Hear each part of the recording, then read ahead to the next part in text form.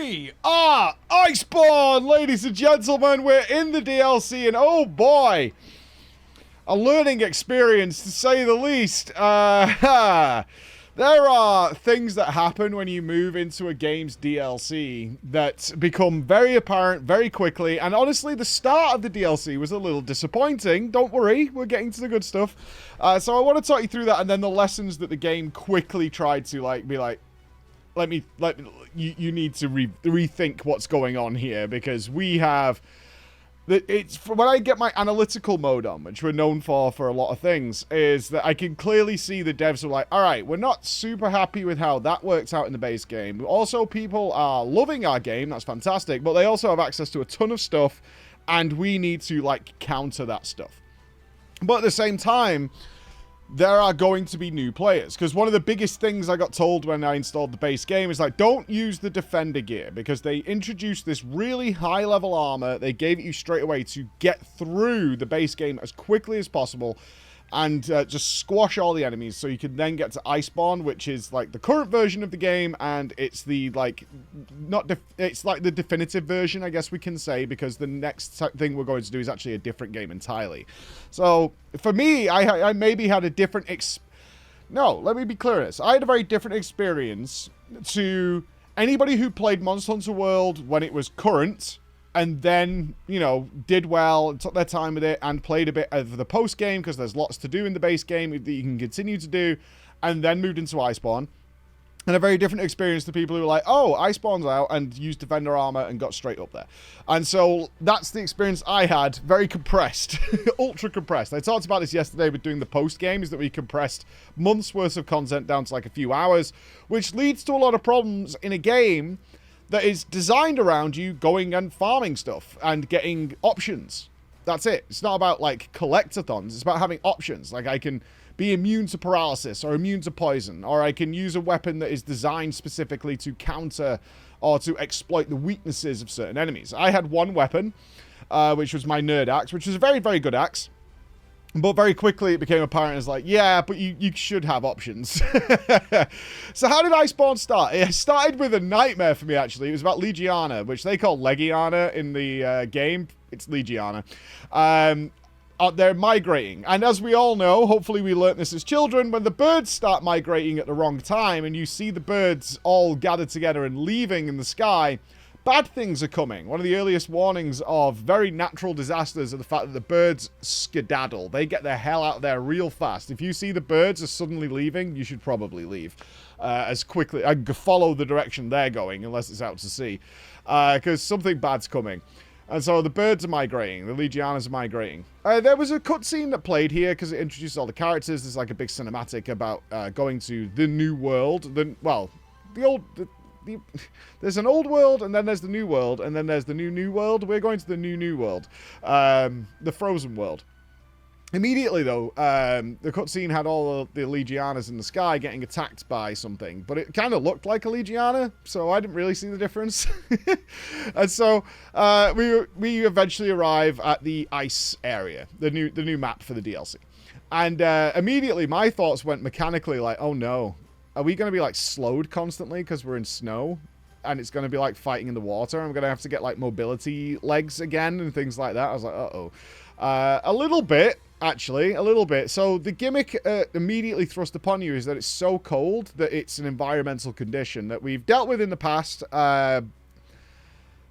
And the solution in the past, at least in the Dragon's Recess, was cold drinks to stop the burning of the volcanic areas. And in this one, it's hot drinks. There's peppers around that give you hot drinks, which will cancel out those effects.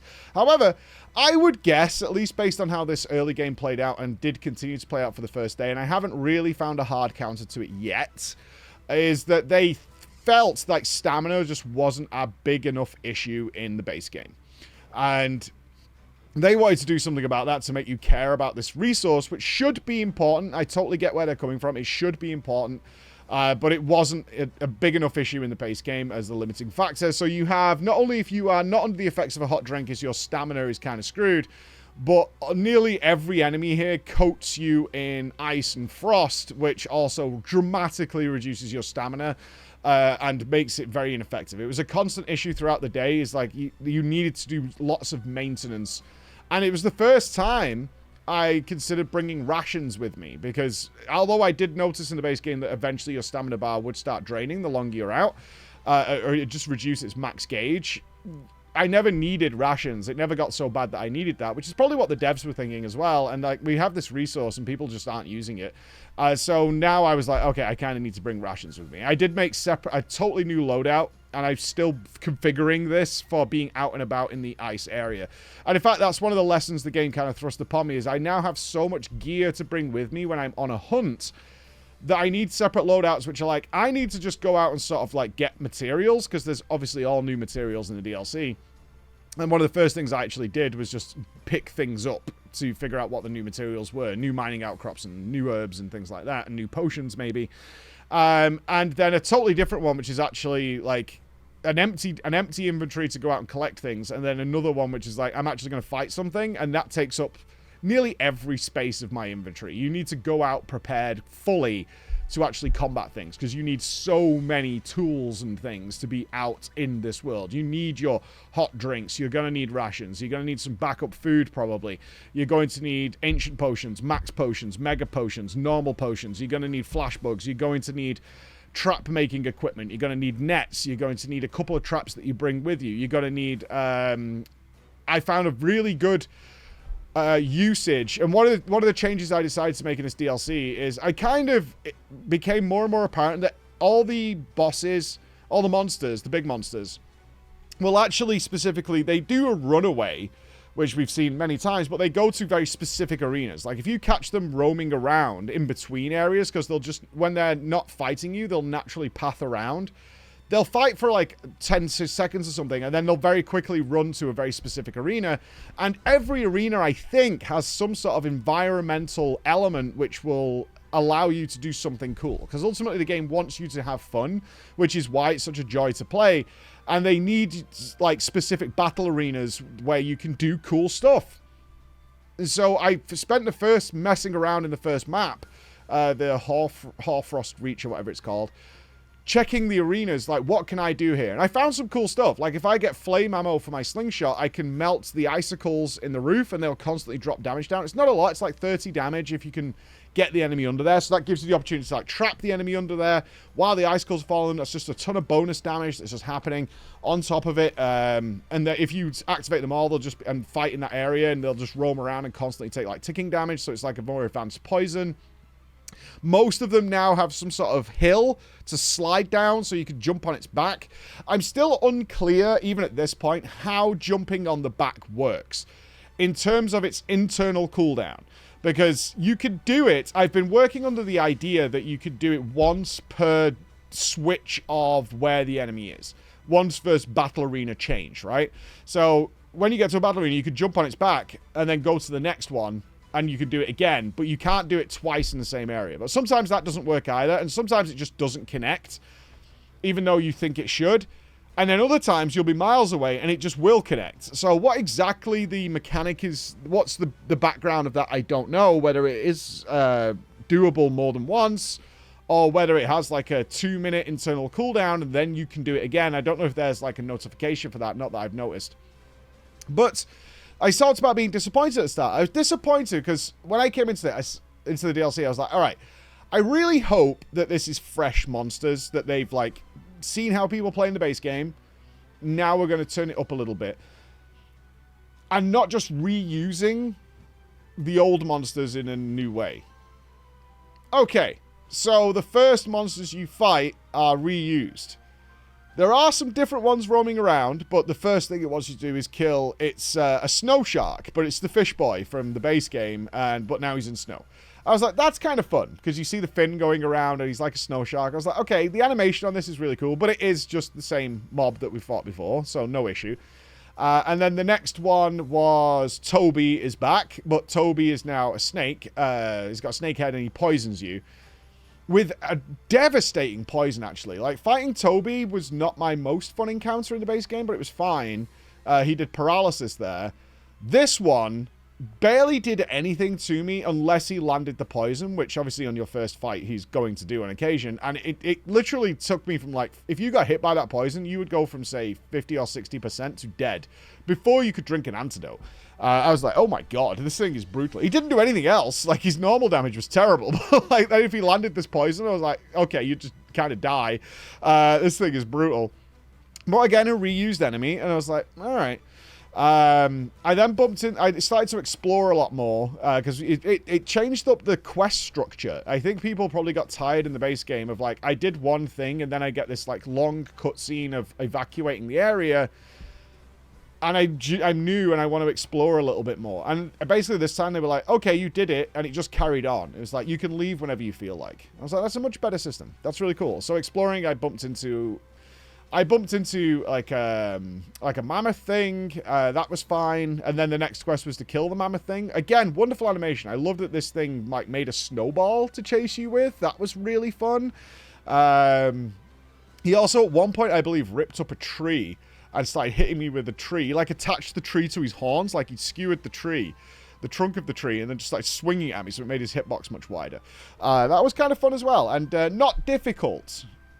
Like, the thing is, when I fought the mammoth, one thing I noticed is like, okay, these have a lot of health. A hell of a lot of health. And it was the first time during these early fights where I felt like I'm just kind of ready for this fight to be over because nothing's really happening. I can get chip damaged and things, but I'm kind of just wailing away on some of these enemies, and they're just kind of not dying, even though it's been a long time. Like, maybe a 15, 17-minute fight for the first encounter, right? Obviously, on repeat, you can kill them much quicker. But I was like, I'm kind of ready for this fight to be over now. I'm done with it. I never even felt that about all the Rathalos I've fought, which I've done probably 30, 40 times. I know so far we got the achievement for killing over 100 large monsters, so we've killed a lot. But I was feeling that. I was like, ugh, he's kind of tanky.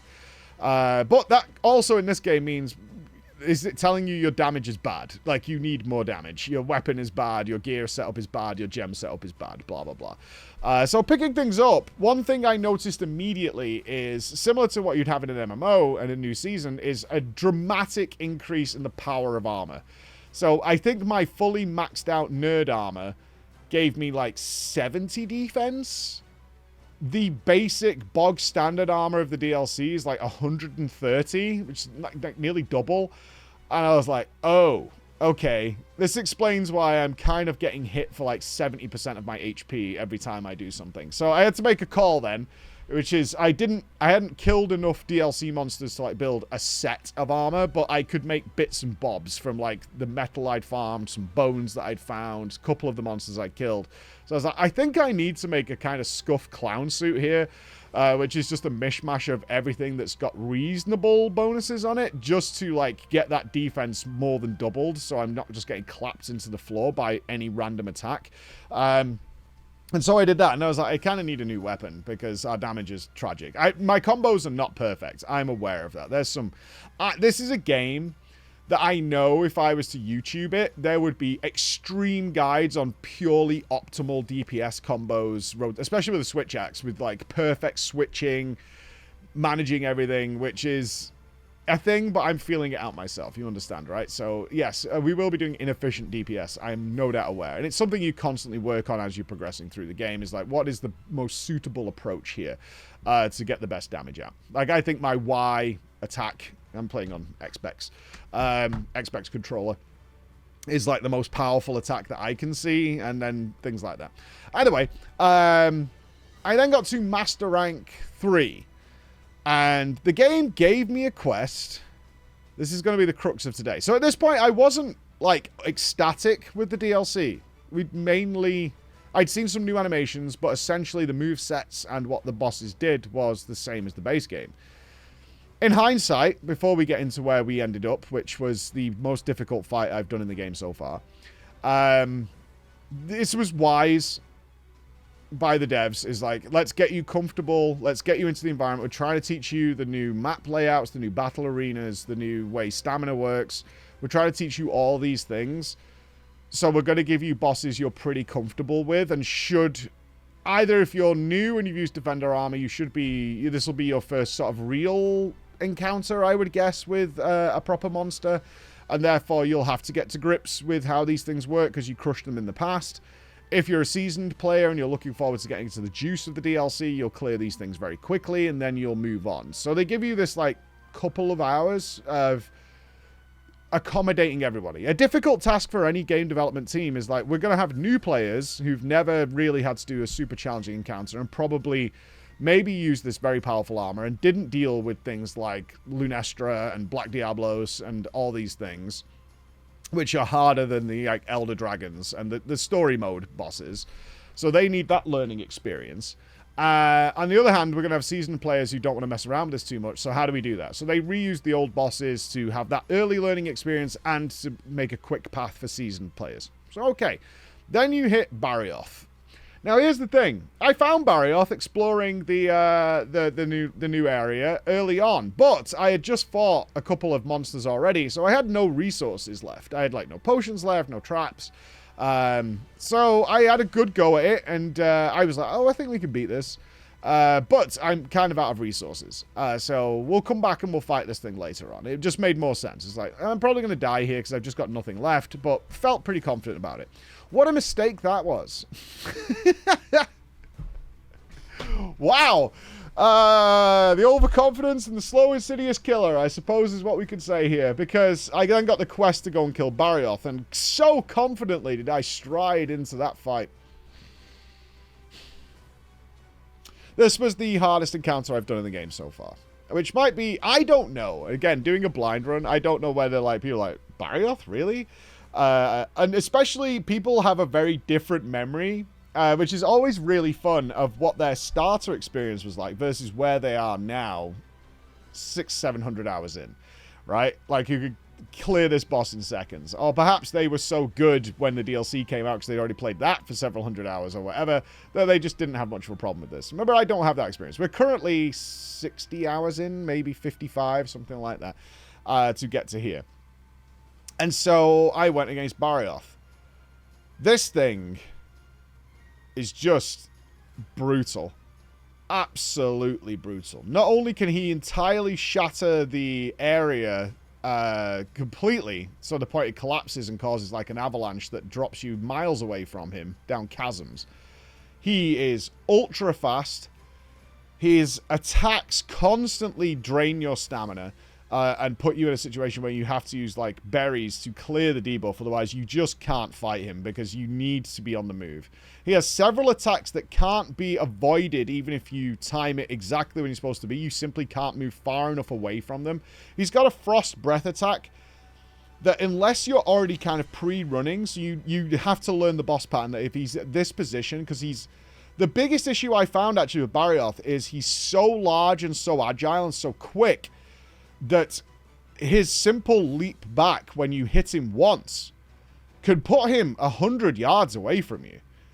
And you are just left with swinging in the wind. If you do 2 attacks, he'll be 100 yards away and lining up a frostbolt that will also generate a giant tornado with a huge radius. Now, and even if you stop that attack as quickly as possible and see the thing coming and dodge roll, it doesn't move you far enough to avoid this, so you're going to get knocked.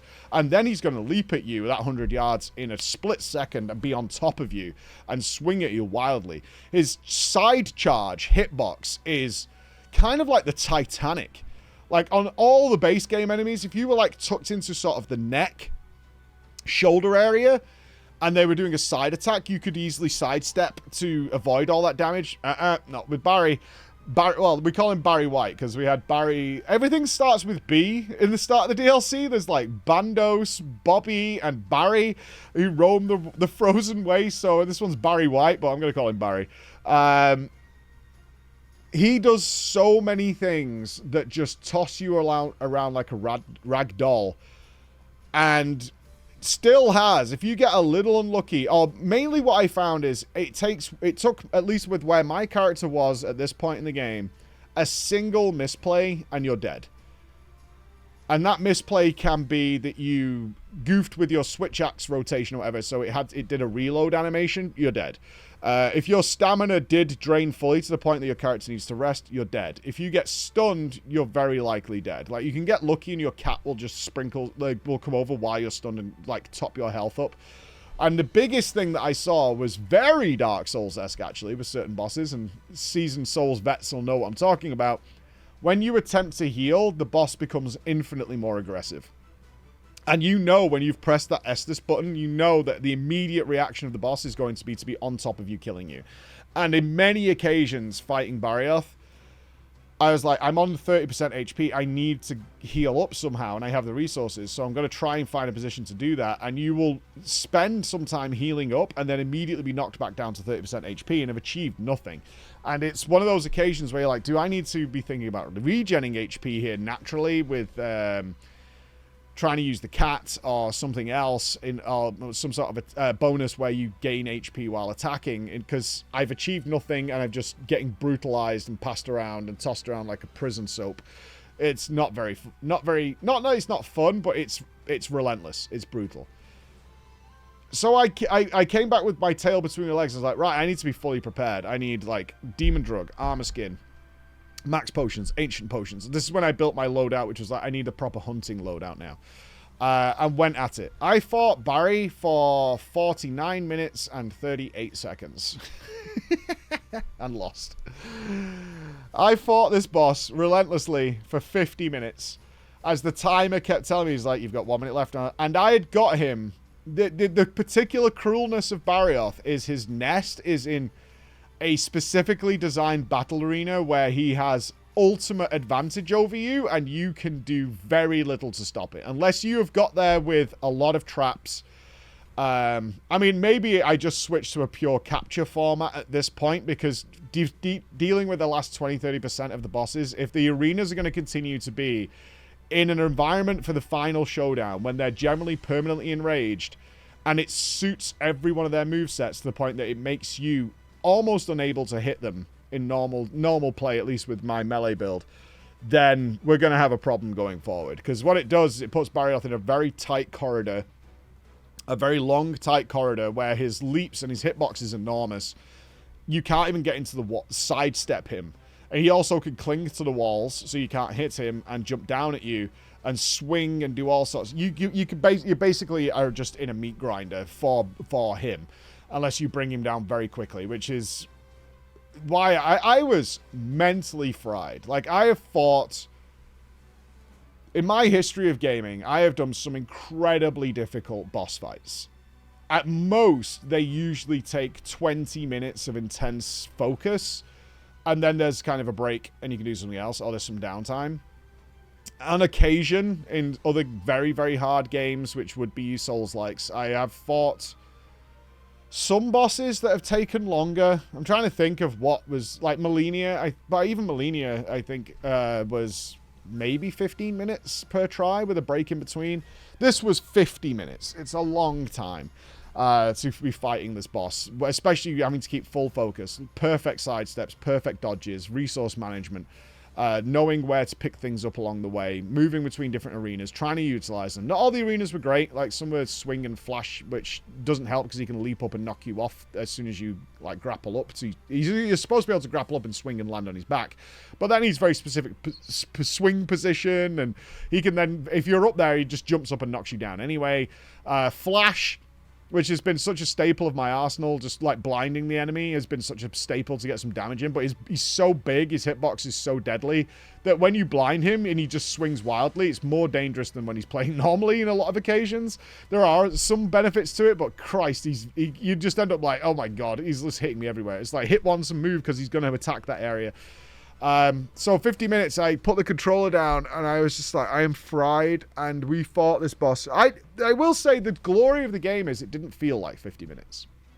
When I saw the timer come up saying you had 10 minutes left, I was like, we've been here 40 minutes. And I'd knocked his tail off. We were definitely making good headway. And then it got to that final arena, and I was out of everything. I was out of resources. I couldn't build any more traps. Unironically, my traps had run out in my crafting box. My item box had nothing left. I had used everything I could do. And I was like, I'm just out of resources. And then it went 5 minutes left. And I was like, I've got nothing left, but I just have to try my hardest. And it was like, can I clutch this out? Because he was at probably, I think this fight ended with him having less than 2% health. But we go again. I will say this. I'm not sure what the time was. I wish I could tell you now. But I did kill him on the next go. And I think I did it in like 20 minutes because I obviously spent 50 minutes learning his patterns, how to stay alive, how to not die, and be more aggressive, where the windows are to get in there and get him killed. And that's the joy of a game like this, is that progression, is you feel better, you feel stronger, you feel more powerful, you feel more confident, you get in. However, I know, and this is, I mean, I don't know, but my gut feeling was after we defeated Barry was one, oh my god. But, more importantly, I think if we go right now using our basically base gear into Master Rank 4, we're just going to get one shot. Because Barry was very close to one-shotting me on most of his attacks. And I was like, I think if we do that, we're in trouble. We need to fix this. So I had a look around. Barry's armor is very good. I'm not exactly excited about fighting Barry again. And also, there were some things from the base game I didn't have, which I felt I did. I did find in the crafting menu, when I was trying to craft more resources to help me out and do encounters, that I could upgrade my, like, armor talon thing. But I needed to kill Basil a few times, and I could do the same. These are passive items you leave in your inventory and just boost your defense and boost your attack. They're just worth having. And it's quite significant as well, because I did some science after. We actually found, this was, I will be clear, this was suggested by the chat, is like, they stack. So you can build the new one and then buy the old one again, and both of them work. And I checked, it does. It increases, I think the advanced one. What I did here is I opened multiplayer, by the way, which is my technique that I'm rolling with. If I need to farm something, I'm going to use multiplayer for two reasons. One, it's fun. It's fun and it's very, very fast, and it allows us to work more on progress during stream time.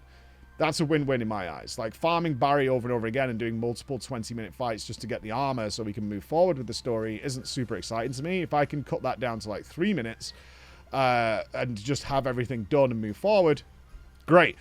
So my game plan for the next part of DLC is not to super push forward.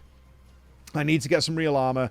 I also need weapon choices. Like, everything I've fought so far, and I have no doubt this is going to be a twist, is very vulnerable to fire because they're frozen. They are very vulnerable to fire. I don't have a fire weapon, but I have no doubt whatsoever that we'll do that and we'll get a fire weapon, and immediately it'll be like, oh, there's an underground volcano here. Have you got a frost weapon or a water weapon? Smirk, smile, make things work. Because I can't upgrade my nerd axe for like 3 tiers. It looks like it does upgrade, but it doesn't upgrade until like, I think the current one I have is like rarity 9. The next upgrade for it is like rarity 12 or 13. Like, it skips really far forward. So I'm going to have to abandon that and do something else. But right now, I know if we go to Monster Rank 4, yes, I can probably do it.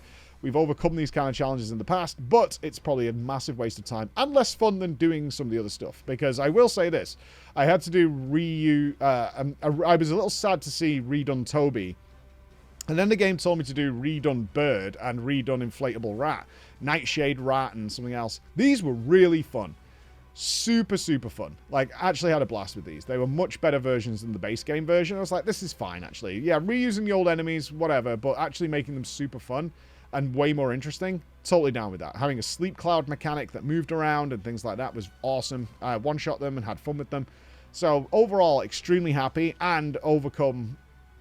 The happiness of overcoming that super hard boss was incredible. So let's see where Master Rank 4 takes us. Hopefully by the end of the day we've seen it. So I'll see you then.